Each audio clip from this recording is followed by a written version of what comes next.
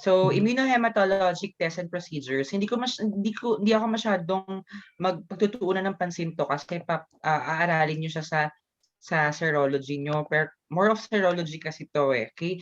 So the basic principle in all immunohematologic reactions and immunohematologic tests and procedures, yung ating heme agglutination. So alam niyo naman yung heme agglutination, this is a type of agglutination wherein an antibody binds with an antigen present in the surface of RBC. Okay, so magkakaroon ng agglutination. So here, it is the most important, single most important in vitro immunologic reaction in blood bank because it is the endpoint of almost all test systems designed to detect RBC antigens and antibodies. Because as we all know, when antigen binds with antibodies, there is what we call agglutination reaction. So, na-discuss ko na rin sa inyo yung ating phases, di ba? Yung two phases of agglutination reaction, yung RBC sensitization and lattice formation. Na-discuss ko na yan before. So, wait lang. Discuss ko na before yun. And then, proceed. Ito na lang, pati note na lang. Ano ba yung mga factors affecting RBC sensitization and factors affecting lattice formation? So RBC sensitization, actually, lima yung there are 5 factors affecting the first stage of agglutination process, which is your RBC sensitization. And these are, number 1, temperature. Number 2, incubation time. Number 3, the pH. Number 4, the ionic strength. And number 5, zone of equivalence. I repeat, temperature, incubation time, pH, ionic strength, and zone of equivalence. While sa lattice formation, the second stage of agglutination wherein multiple antigens daw nag-react na sa antibodies. Therefore, magkakaroon ng lattice formation. So what are the factors affecting lattice formation? Tatlo lang to. Number 1, zone of equivalence. Number 2, zeta potential. And number 3, centrifugation. So tatandaan ninyo therefore, zone of equivalence affects both the first and second stage of agglutination, which are RBC sensitization and lattice formation.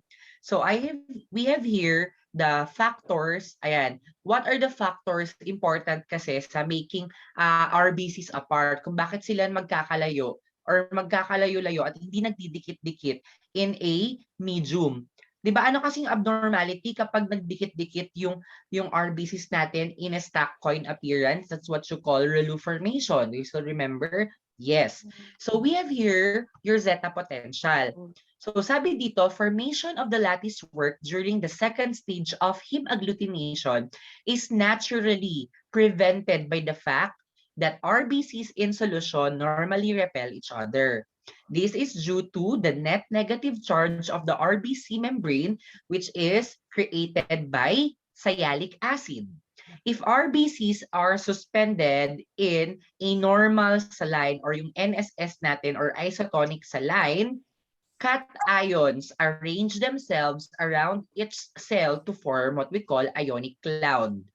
Cations closest to the cell membrane are firmly bound and move with the RBC while the outer cations move freely. Therefore, ito na yung meaning ng ating zeta potential.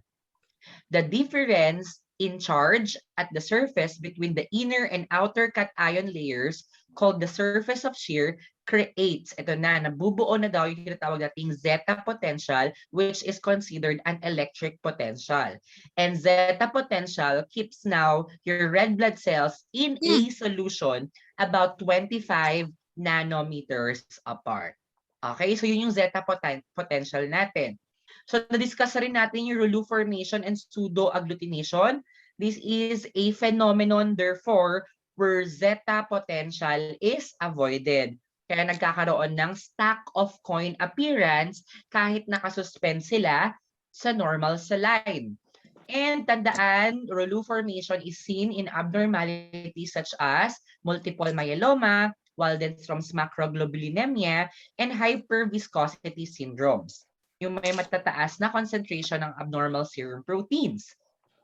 And tandaan kapag ang pasyente naman sinalpakan ng plasma expander such as dextran and hydroxyethyl starch and intravenous X-ray contrast materials, pwede ring magkaroon ng relue formation.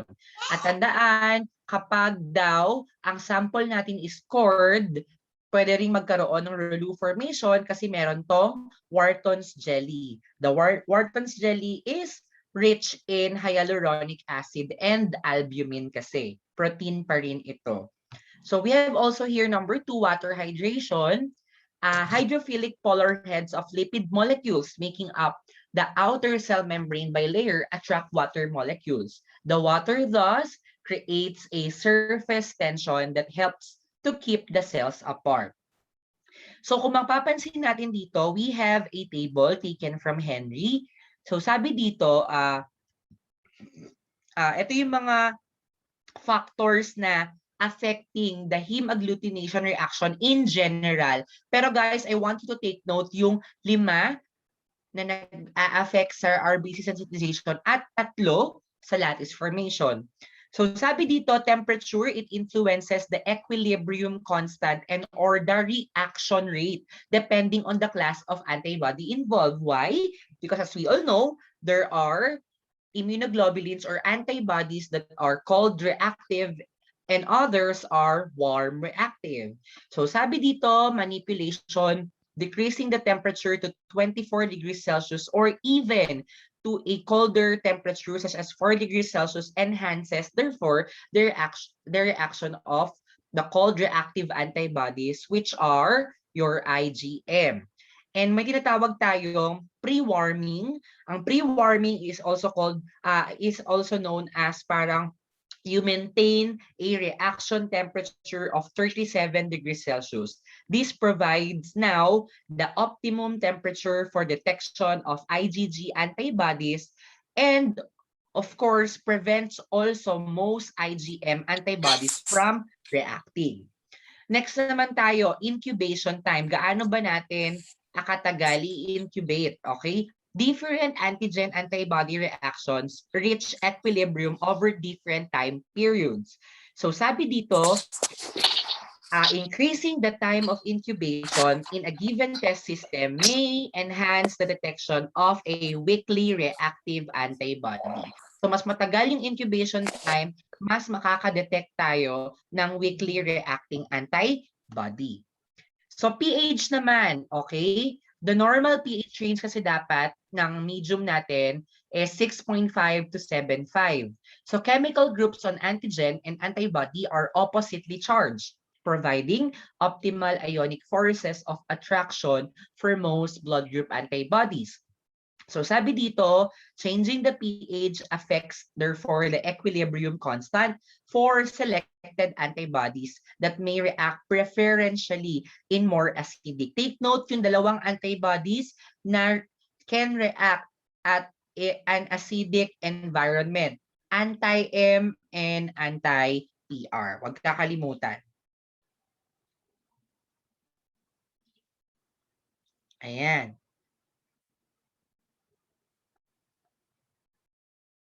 Okay, so ionic strength naman. Wait lang 2 minutes.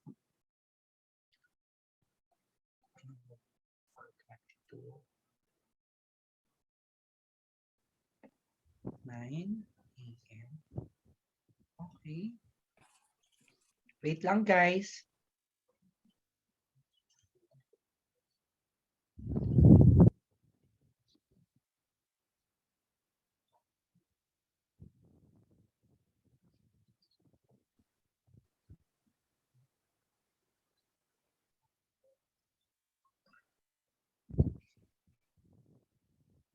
Okay, ionic strength. In an isotonic saline medium, sodium cations, okay, and chloride and ions cluster around erythrocyte antigen and blood group antibody respectively, acting to neutralize antigen antibody attractive forces. So sabi dito, pag nag-add daw tayo ng LISS, ano ba ang LISS? This is a low Low. ionic, ano ulit? Low ionic strength saline. Okay, low ionic strength saline. This reduces the shielding effect on oppositely charged antibody and antigen, thus increasing the rate of reaction and equilibrium constant for red cell sensitization or yung attachment ng antibody and antigen. So sabi pa dito, another factor is yung antibody concentration. So can affect, ito na yung sinasabi kong zone of equivalence, guys. This can affect also the first and second stage of agglutination process. Okay? So zeta potential, na-discuss ko na kanina. Take notes na lang yung mga manipulation. I want you to read that. So, paano ba natin gine-grade ang heme agglutination reactions? Nasa blood bank na tayo na set up. So, guys, isipin natin blood bank, okay? So, how do we grade heme agglutination reactions in blood bank? So, heme agglutination in blood bank testing is observed and graded according to the strength of the reaction. Currently, guys, tandaan tong tatlong methods which are available for us to evaluate heme agglutination reactions. May tube testing tayo, which is yung alam na alam natin. The column agglutination or gel technology, which is ito yung ginagamit na ngayon sa hospital, sa CVMC, dito sa Philippines. Actually, yan yung ginagamit. Next, solid phase technology. Sa US pa lang ata to. Okay? So the most commonly used, okay, is your tube testing. So paano ba natin malalaman na may heme agglutination reaction or kung ano na ngayon yung result?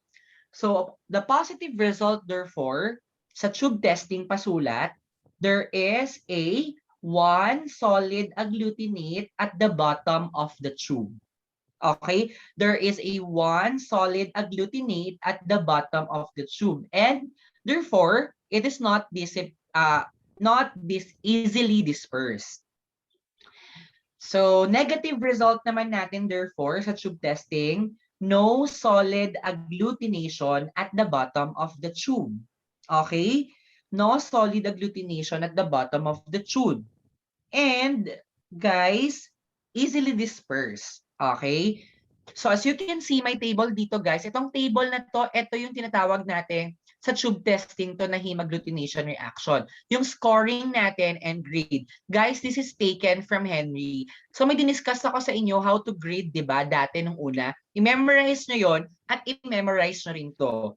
Okay? Magkaiba yon. Yon kasi, di ba? 4 plus 2, 2. Ito kasi, my age, 4 plus, 3 plus, 2 plus, 1 plus, 2, 2, 2, 2, and with a score. So I want you to memorize all of this. Guys, itong table na to for tube lang to, okay? So alam na natin yan. Tube testing, positive result, 1 solid agglutinate at the bottom of the tube. Negative result, No. no solid agglutination at the bottom of the tube. So ano naman sa column agglutination or gel technology? Kakaiba. Sa column agglutination or gel technology, ang positive result kasi natin dito, there is an agglutination. Okay, pasulat? Agglutination at the top of the gel. Nasa taas naman yung agglutination. Nasa taas ng gel. Ang negative result naman nito, agglutination at the bottom of the gel. Okay, huwag kakalimutan. Agglutination at the bottom of the gel. So, papakita ko sa inyo kung paano. Parang ganito lang siya, guys. So, for example, ito yung ating column agglutination technology na, ayan. So, for example, andito yung gel. Okay? Pag may agglutination dito sa taas, positive result yun. May heme agglutination reaction, merong antigen at antibody reaction. Pero kapag bumaba yung agglutination, nandito sa baba, okay, ibig sabihin, negative result. Okay, ganun yon. Naintindihan? Let's proceed. Sa solid phase technology naman, kakaiba. Positive result dito, there is a diffuse or homogeneous appearance. Okay? Diffuse or homogeneous appearance. Ang negative result naman nito, solid button. So isipin ninyo guys sa solid phase technology, for example, kunyari planggana to. Okay? Pag planggana, okay, bird's eye view, tama?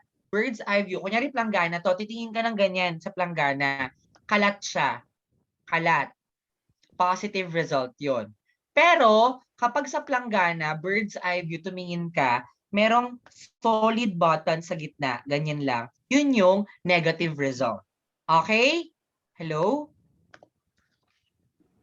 Hoy. Yes, sir. Yes, Yes, sir. Okay. Yes, Let's sir. proceed. So, yan. Okay, alam niyo na yan kapag usapan yung serology. So guys, na-discuss ko na rin yung antiglobulin testing. Naalala niyo ba to? Hello? Hoy.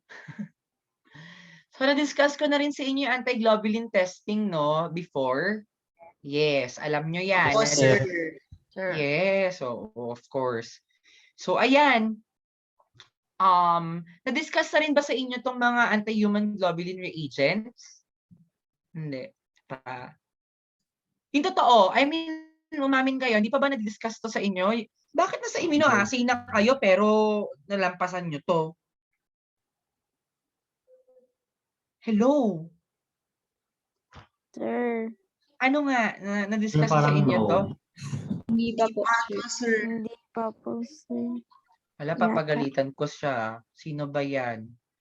Bakit hindi pa? Ang dilim sa room ko, no? Okay lang naman ba? Itim-itim ko. Nice. Ay, ang itim ko nga po, shucks. Ay, sorry. Wait lang. Bakit hindi pa na-discuss ito? Wait lang. Alisin ko lang ito.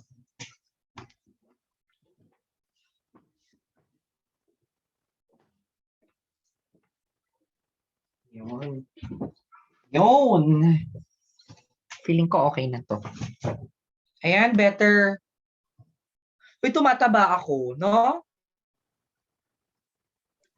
Medyo, Sino ba? sir. Oh my gosh! Totoo ba, heartbeat? Kaya ka na.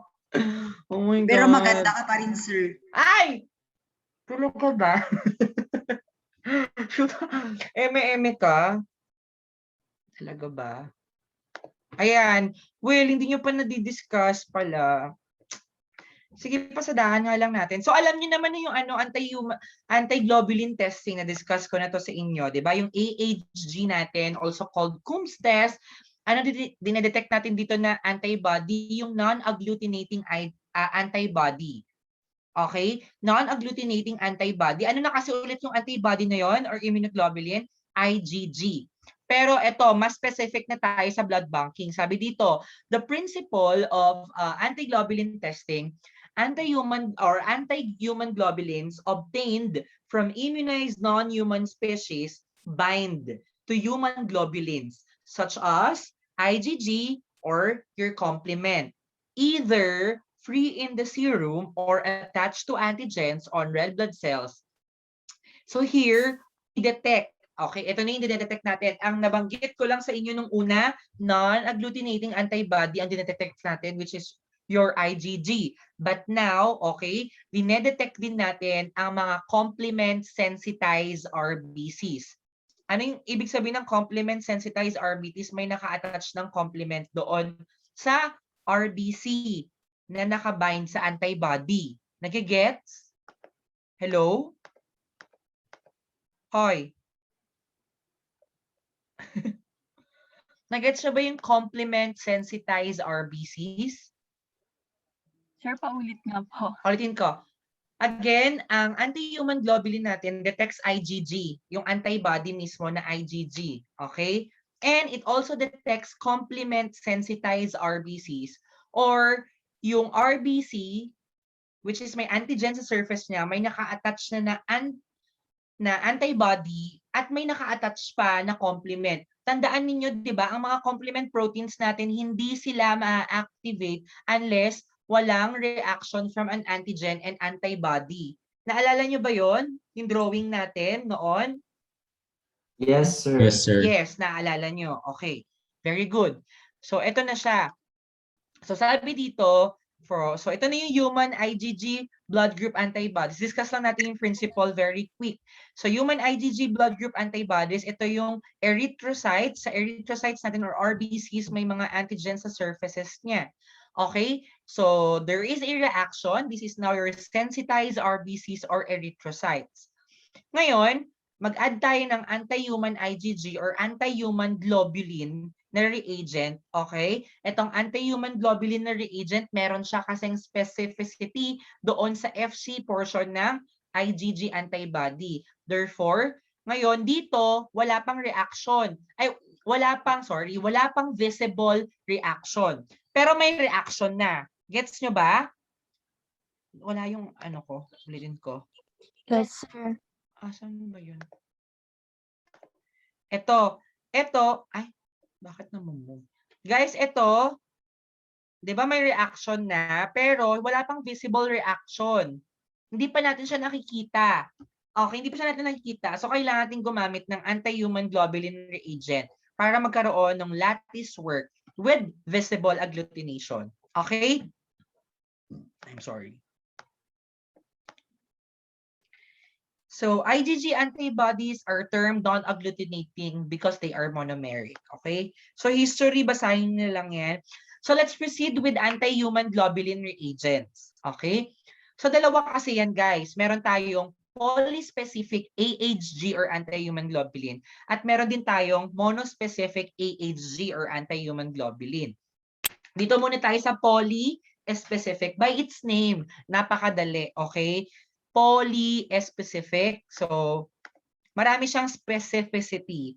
Contains antibodies to IgG, take note, and to C3d component of human complement. Other anti-complement antibodies daw, anti-C3b, anti-C4b, anti-C4d may also be present. So, ibig sabihin, guys, ang polyspecific anti-human globulin reagent natin can bind both IgG and yung C3d natin na component ng complement. And sabi dito, may note ako, commercially prepared polyspecific AHG contains little, if any, activity against IgA and IgM heavy chains. However, the polyspecific mixture may contain antibody activity to kappa and lambda light chains common to all immunoglobulin classes, thus also reacting both to IgA and IgM. Okay, so nagre-react din pala sa IgA and IgM. Yung polyspecific natin na anti-human globulin reagent. So, baba tayo. Sabi dito, okay. So, sabi dito, paano ba ginagawa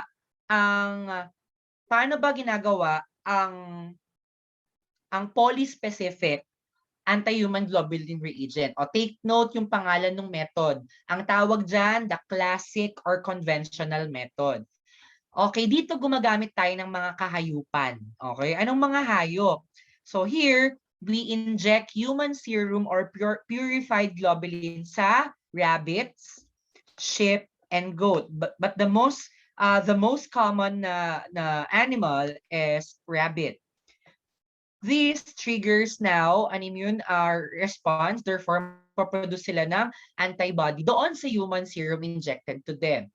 So madali lang yan. So nag-inject ng antigen, there is production of antibody doon sa animal. Ngayon, yung antibody na produce ni rabbit, for example, i-harvest natin. Ngayon, i-absorb with A1, B, and O cell. Bakit? To remove heterospecific antibody. So, sabi dito, note, without removal, kung hindi natin i-remove daw yung heterospecific antibody, anong mangyayari? There is now your prozone. Ano kasi yung prozone natin at postzone? Naalala nyo ba yan? Na-discuss nyo na to? Yes, sir. Okay. Prozone, there is an antibody excess. Magpo-false negative yung reaction natin. Ano yung postzone? Antigen excess. Okay. So, very good. So, again, here, ayan, nakagawa. Guys, yung polyspecific ito na, nakagawa na tayo tinatawag natin polyclonal antibodies. Pareho lang yun na, polyspecific polyclonal. So polyclonal antibodies are mixture of antibodies from different plasma cell clones. The resulting polyclonal antibodies recognize therefore different antigenic determinants or epitopes. Therefore, guys, hindi siya specific sa isa lang na antigen. Maganda ba siyang gamitin or pangit? 'Di ba? Pag walang budget, yan yung ginagamit. Pero pag may budget, syempre, doon na tayo sa specific. Ito na nga yung ginagamit talaga sa mga hospitals now. Your monospecific anti-human globulin. So yung monospecific anti-human globulin natin contain only one. Isa lang yung antibody specificity niya. It's either anti-IgG or antibody to specific component such as C3b or C3b.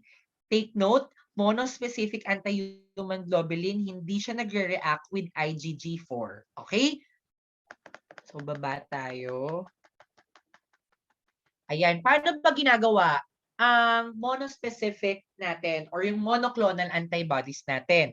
Ito yung tinatawag nating hybridoma technology. So ano ba ang hybridoma technology? So this is introduced by Kohler and Milstein. So paano ba ginawa ang hybridoma technology? So here,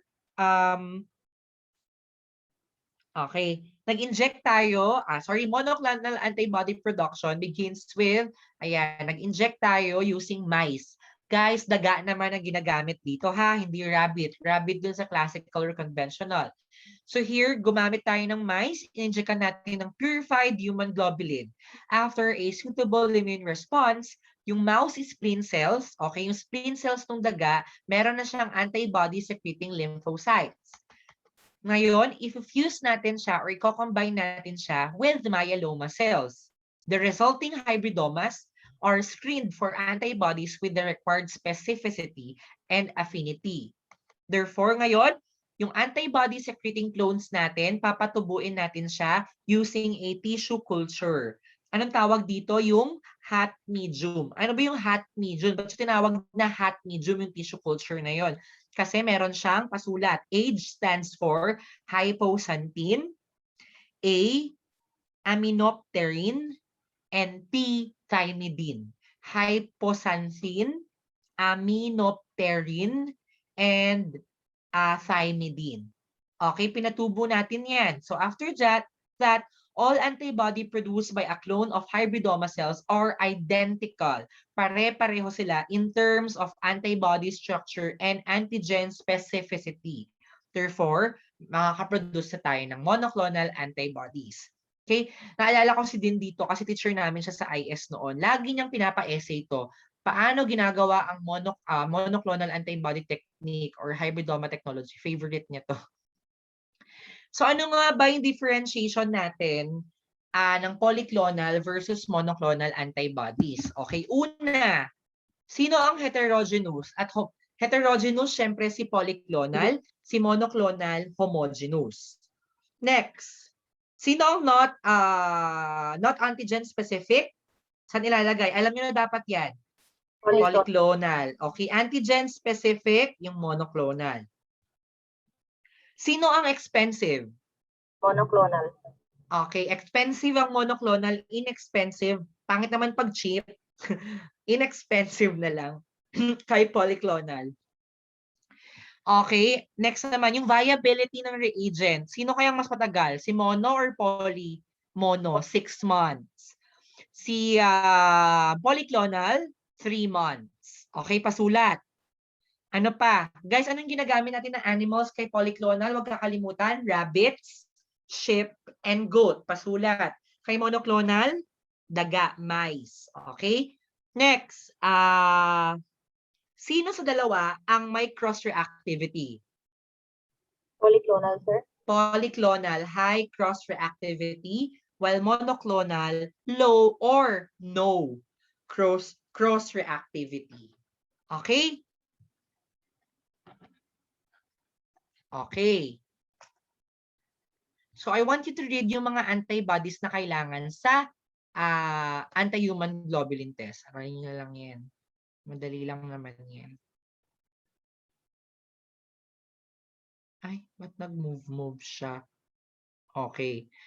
Guys, na-discuss ko na to, principle of anti-human globulin test, yung dot and ayat natin. Okay, sige nga. Bakit nagulo siya? Dot and ayat natin. Ayan, napaka-easy. Sige nga. Stop share ako. Sige, magtatawag ako. Na-discuss ko na yung dot and ayat sa inyo. O sige, si Mayor, Joanna. Joanna, can you please discuss to me yung direct antiglobulin test? Pati yung procedure ha. Sir, sa may direct agglutinate, ay antiglobulin test, sir. Anti-human globulin test, yes. Anti-human globulin test, sir. Dinidetect dito yung meron ng sensitization or ay may binding na ng ano ba yun? Yeah, No. you're right. Sige lang. Binding ng? May binding na ng antibody ba yun? Complement. Dun sa may antigen, sir. Wait lang, sir. Ay, Sige, ayun. okay na? Sige, Tapos, okay, sige, go. Sir, continue mo na. Bakit ka nahiya? Sir, Hala, sige, magtatawag ako Sige, magtatawag ako. 2 minutes, bruise nyo yan. Saglit. Alalahanin nyo. Magtatawag ako ulit 2 minutes.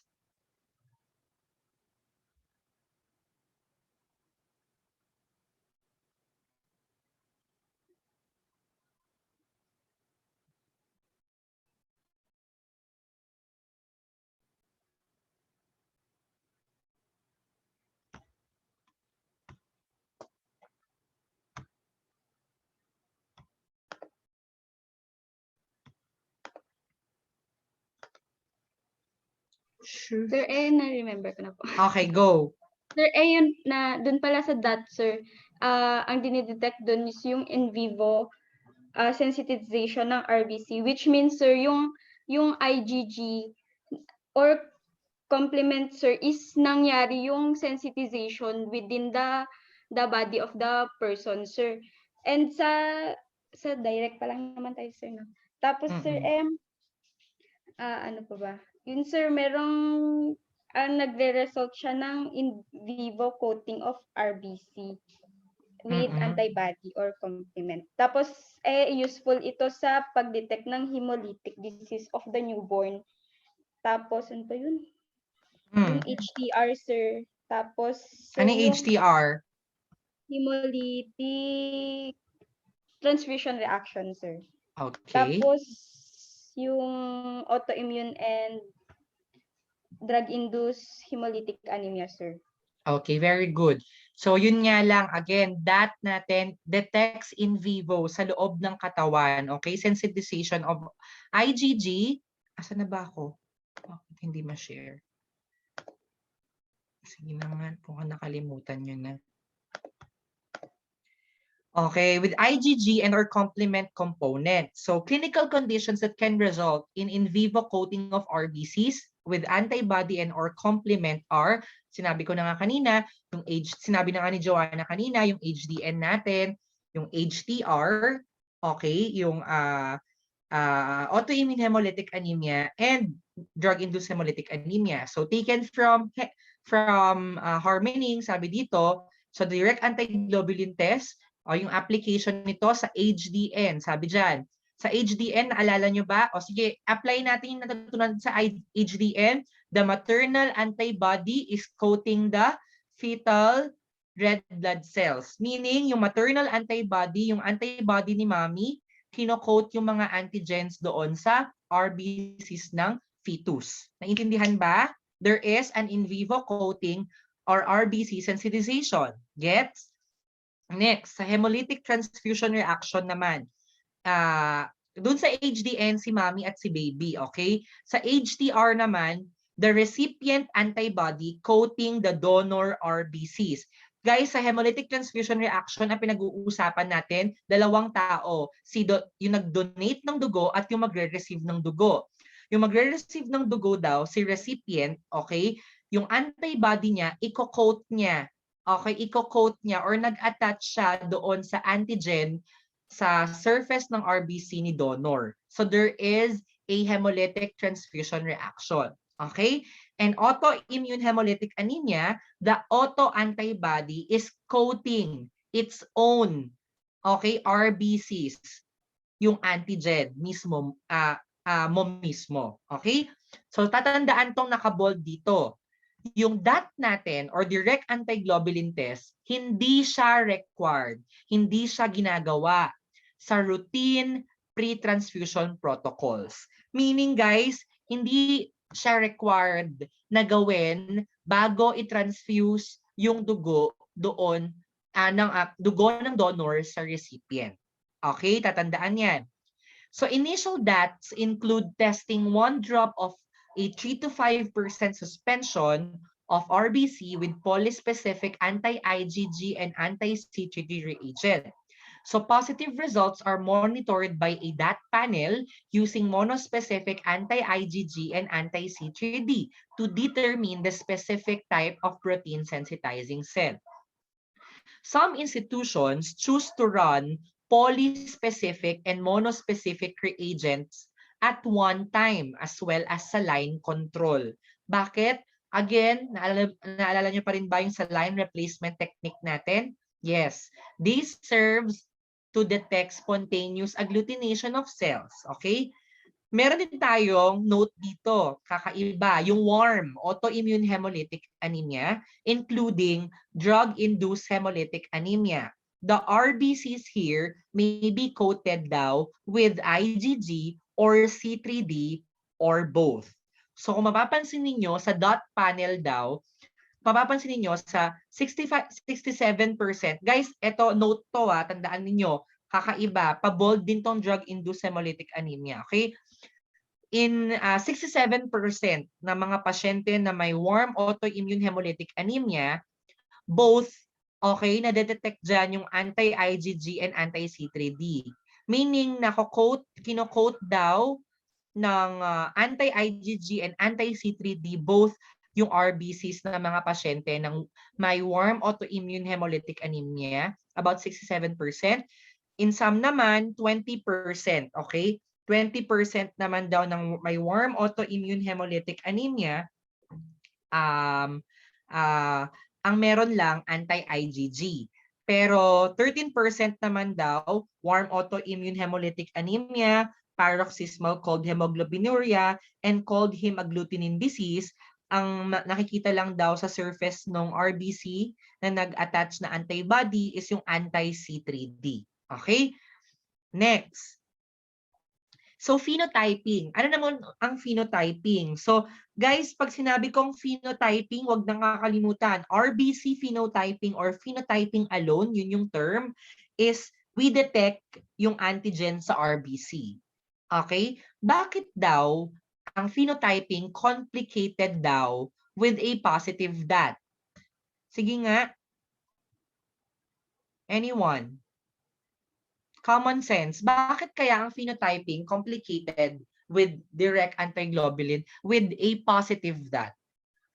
Ano yung sinabi ko sa phenotyping? We detect antigen on RBCs. Bakit ngayon komplikado kapag ang specimen natin positive with that when we try to do RBC phenotyping? Anyone?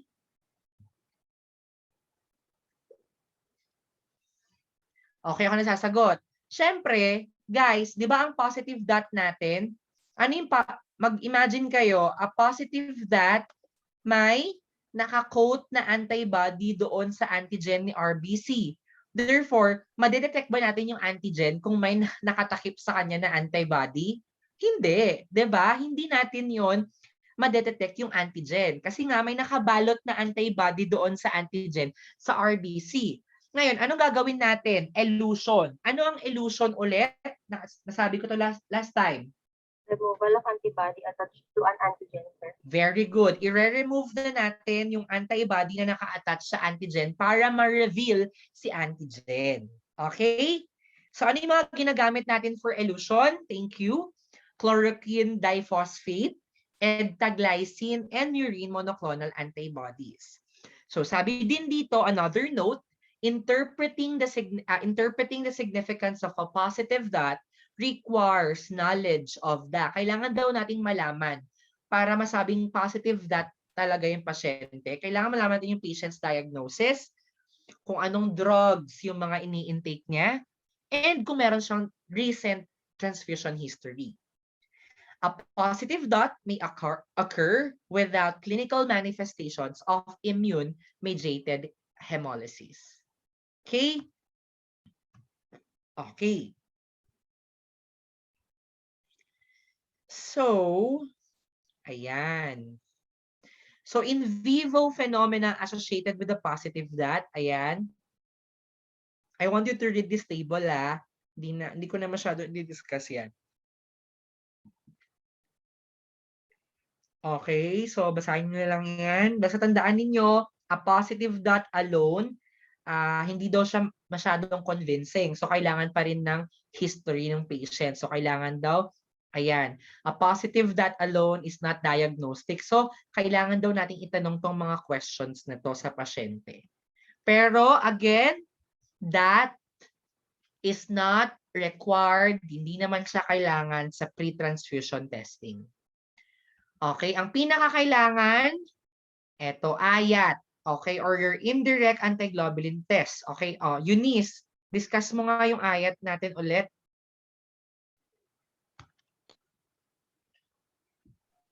Hello, sir. Hmm. Sir, pag-ayat po, this is performed to detect in vitro sensitization po. And it is used in the following situations. Yan po. This can be applied to cross-matching studies, antibody screening, antibody identification or panel, antibody titration, and RBC phenotyping. So this is a two-step procedure. Kaya siya two-step procedure because it needs incubation phase. Kaya yung incubation phase, this is the time for the antibody to attach to the antigen. So yun po siya. So the specimen here is serum or EDTA plasma. Okay. So, thank you. So here guys, yung ayat niya natin, in vitro naman. Okay? We detect in vitro sensitization of RBC. And ginagamit to, yung sinabi ko nga last time, di ba? Yung cross-matching, antibody screening, antibody panel, RBC phenotyping, and titration studies. So here, sabi dito, ayat therefore is required. Kailangan na kailangan sa pre-transfusion testing. Ano ba yung mga pre-transfusion testing natin? It comprises of cross-matching, ito na yon, or what we, guys, or yung compatibility testing, okay? Antibody screen, i-screen natin yung antibody kung meron. Kapag na-screen natin, merong antibody, we need to identify that antibody. Yan yung pre-transfusion testing natin. This is very important. Again, ayat is required kasi nga yung principle ng cross-matching, antibody screening, and identification is indirect antiglobulin test. So ang application natin, so antibody detection, compatibility testing, antibody screening. So here, in vitro sensitization. So imagine natin na sa compatibility testing natin or what we call now yung cross-matching, pasulat, cross-matching, okay? Cross-matching or yung compatibility testing natin, the recipient antibody is reacting with donor cells. Para hindi kayo mahirapan ang cross-matching kasi natin, eto lang, para hindi kayo malito pala. Pareho ba ang cross-matching at compatibility testing? Actually, magkaiba sila. Ang cross-matching is under lang siya sa compatibility testing. Pero minsan, okay, sinasabi na pwede naman daw silang magkapareho. Pero yun lang, para hindi na tayo malito, pareho lang sila. Okay?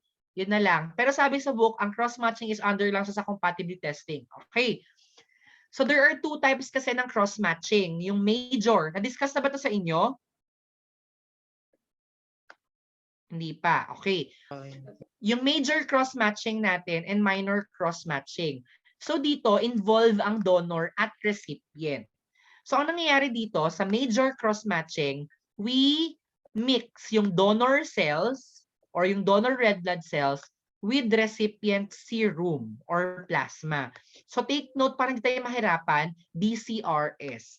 Imimix natin dito yung donor cells at yung yung serum ni recipient or plasma. Okay, so meron tayong source ng antigen kay donor at meron tayong antibody dun sa serum.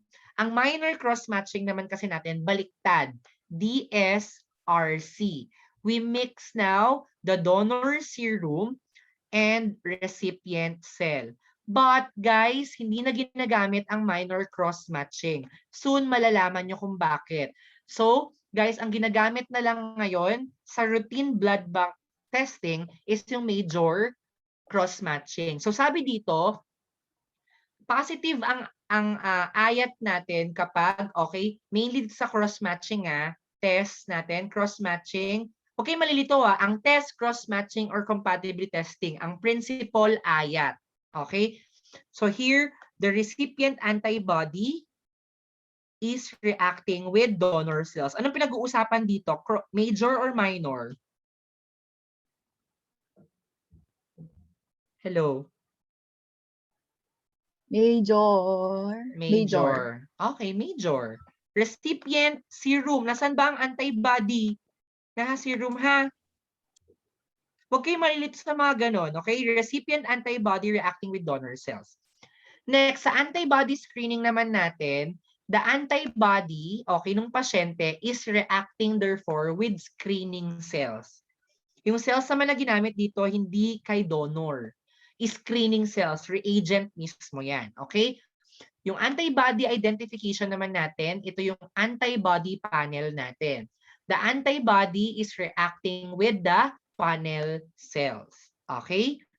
Antibody titration naman, we determine yung, for example, yung RH antibody titer, the antibody and selected RH cells, and RBC phenotyping, we detect RBC antigen, so specific anti-sera plus yung RBCs to detect antigen. Okay? Mas malilinawan kayo soon kapag andun na tayo mismo sa application. Okay? So for now, yan mo rin tandaan ninyo. So ayan, what are the tasks and purpose of the indirect antiglobulin test?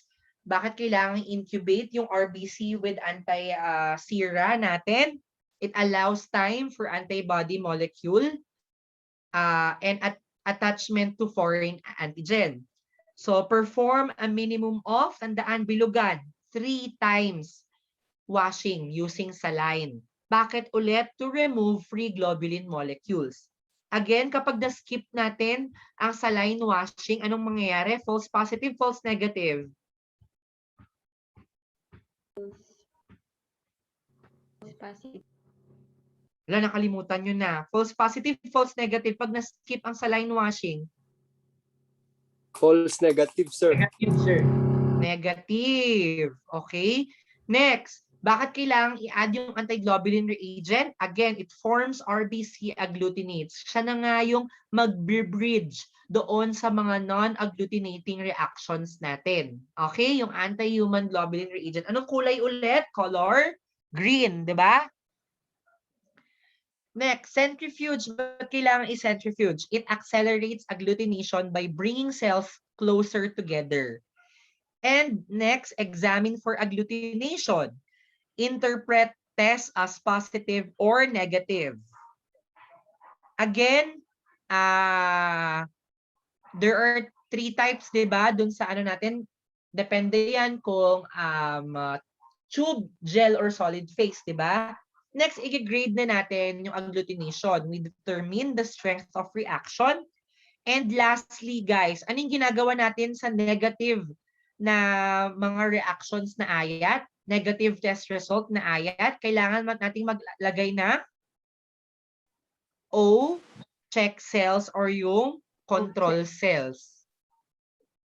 Diba? Naalala nyo? Yes.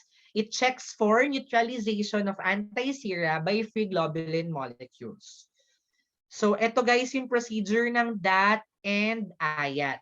Okay? So, i-discuss ko na lang to further. So, anti-human globulin control. Ayan. Anytime you are using anti-human globulin reagent and get a negative test result. Alam niyo na to, di ba? Na-discuss ko na to. Hello? Hello? Guys, na-discuss ko na to, di ba? Dun sa una. Yung O-check cells natin. Yes, Yun din, sir. oo, yan din yun. Okay? Yan din yun. So, okay. Ano pa ba? Ayan. So,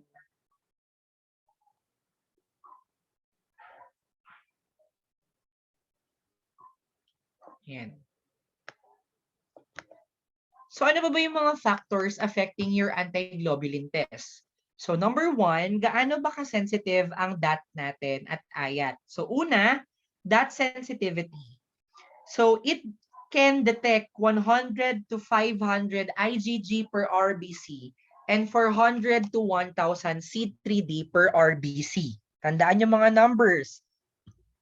Gaano naman ka-sensitive ang ayat? It can detect 100 to 200 IgG or C3D per RBC. Okay? So ano daw dapat yung ratio of serum to cells natin? Ito na yung mga factors. So therefore, kapag in-increase natin yung ratio ng antibody and antigen natin, therefore, ini-increase din natin yung sensitivity of test. Tandaan yun, directly proportional yun ha. Increasing the ratio of antibody and antigen also increases of the sensitivity of test.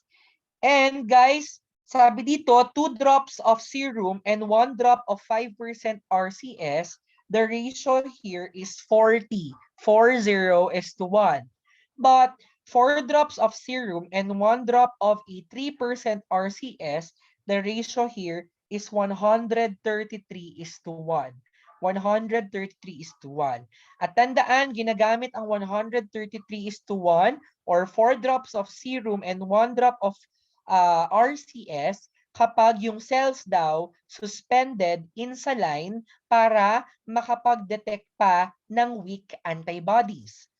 So ano naman yung ginagamit natin na potentiator mediums or what we call potentiators alum or what we call reaction medium? Bakit tayo gumagamit nito? Ito yon. This is used to enhance pa yung detection ng antibodies. At tandaan lahat ng andito, okay? Number 1, first potentiator, albumin or para mas makompleto, 22% bovine albumin. Ginagamit natin ito na potentiator. This is a high molecular weight protein. Okay? And here, the macromolecules of albumin allow antibody-coated cells to come in closer contact with each other so that aggregation occurs. So take note, naka-bold yung mga andyan, okay? Tandaan ninyo to yung naka-bold dyan. Ang albumin natin, ini-increase niya ang dielectric constant. Therefore, it decreases zeta potential. So again, ang main action nito, ini-increase niya ang dielectric constant at dinidecrease niya ang zeta potential. Of course, by dispersing some of the cation surrounding each negatively charged red cell. Okay? So, alam niyo na yung zeta potential. Ano naman ang ginagawa ng LISS? Tandaan, naka-bold. Ine-enhance naman niya yung antibody uptake and allow the incubation time to be decreased. Very important. Okay? Mas pinapabilis niya therefore yung attachment ng antibody doon sa antigen. Kapag na-enhance yun, therefore, decrease na lang yung incubation time natin. Okay? Decrease na lang yung incubation time natin. Okay? Next, the optimum reaction conditions, 2 drops of serum and 2 drops of a 3% RCS in LISS. Okay. Next, gumagamit din tayo ng PEG or polyethylene glycol. Ano naman ang function or ano naman yung action? Okay? This is a water-soluble linear polymer and used as an additive to increase antibody uptake also. But the main action is to recall questions sa board exam. It is used to remove water molecules. Okay, para mas ma-increase yung reaction, okay, to remove water molecules. So, tandaan ninyo, this is because polyethylene glycol may cause aggregation of RBCs. Reading for agglutination following 37 degrees Celsius incubation in the IAT is omitted. Anong ibig sabihin nun? Okay? So, hindi na natin ginagawa yung 37 degrees Celsius phase daw sa IAT. Okay? Kapag ginagamit natin na potentiator medium is PEG. Tandaan, this is more sensitive than other potentiating medium. And ang PEG natin, hindi siya ginagamit, okay? Hindi siya ginagamit kapag ang pasyente ay may existing condition na multiple myeloma, Waldenstrom's macroglobulinemia, and hyperviscosity syndrome. Multiple myeloma, Waldenstrom's macroglobulinemia, and hyperviscosity syndrome. Okay? Bakit? Anong common dyan sa tatlo, guys? High yung serum protein nilang tatlo. Okay? Tatandaan nyo yun. So, yan. Temperature. Sa anong temperature nagre-react best si IgG at complement activation? 37 degrees Celsius and IAT phase or your indirect antiglobulin test phase. Dalawa yan. And ang IgM naman natin, saan sila nagre-react best? At immediate spin phase or room temperature phase. Alam kong bago sa inyo to. Okay? Ulitin ko. Ang IgG and complement activation, they react best at 37 degrees Celsius and IAT phase. Ang IgM naman natin nagre-react at immediate spin phase or room temperature phase. Okay, i-discuss ko lang saglit para maintindihan nyo. Guys, kapag nasa pre-transfusion testing na kasi tayo, madidiscuss ko sa inyo soon na ang IAT testing natin, mag-undergo siya ng 3 phases. Kailangan muna niyang dumaan sa immediate spin or room temperature phase. Ngayon, kailangan niyang dumaan sa 37 degrees Celsius phase. And lastly, kailangan niyang dumaan sa IAT phase. Bakit? Para mas ma-detect pa natin yung antibody at soon i-discuss ko sa inyo kung bakit. Okay? Or kung ano-ano tong mga to. The 3 phases sa IAT testing. Immediate spin or room temperature phase, 37 degrees Celsius phase, and IAT. For now, ito muna yung kailangan nyong tandaan. Sorry. Incubation time. Okay, kapag ang ginamit natin or sinuspend natin yung mga cells using NSS or yung normal saline solution natin, gaano katagal yung incubation time? Pa-take note. 30 minutes or sabi sa ibang book, 120 minutes. Or 30 to 120 minutes na lang. So, LISS, pag ginamit naman natin ng LISS, okay, na potentiating medium, 5 to 15 minutes lang ang incubation time. Pag ginamit natin ng albumin, 15 to 60 minutes. And pag ginamit natin ng polyethylene glycol, 16 to 30 minutes. O wag kakalimutan yun. Okay, yung mga minutes yan, very important. So washing, bakit ano kasi yung purpose ng washing? Paulit-ulit tayo to remove excess or free globulin molecules. Okay? Bakit kailangan i-remove ulit yung mga excess or free globulin molecules? Para hindi ma-neutralize yung anti-human globulin na reagent. Naalala nyo ba? Yes. So, ang pH natin dapat should be for, yung saline natin for washing, kailangan ng saline fresh and a pH which is buffered to 7.2 to 7.4. So, centrifugation naman, sabi naman ni Sieber, ang recommended method daw is 1,000 relative centrifugal forces for 20 seconds. Although, the technique described in this chapter suggests 500 RCFs for 15 to 20 seconds. So the higher the RCF, the more sensitive the result. So here guys, tandaan nyo na lang yung mga false positive and false negative result. And guys, read pa din si Harmoning regarding dun sa discussion natin for today. Ayun! Yay! So yun na lang muna for today. Naintindihan ba yung lecture natin guys for today? Yes, sir. Yes, sir.